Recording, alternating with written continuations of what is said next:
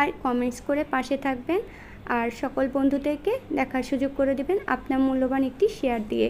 আর আমার YouTube channel থেকে দেখলে ইউটিউব চ্যানেলের নামও ব্লগ বাই কেএসপি, আমার ইউটিউব চ্যানেলটাও সাবস্ক্রাইব করে দেবেন।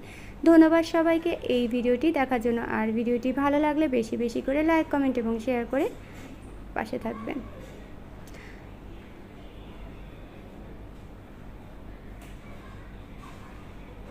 আর এভাবে আমি প্রত্যেকটা পিঠেই করে নিব।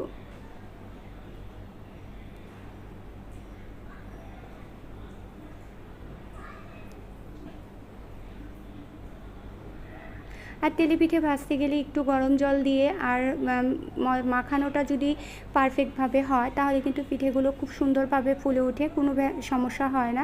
অনেক সময় দেখা যায় যে পিঠে ফুলতে চায় না, কিন্তু এই ভালোভাবে মানে একটু মাখিয়ে তারপরে গরম জল করে যদি ব্যাটারটা করা যায়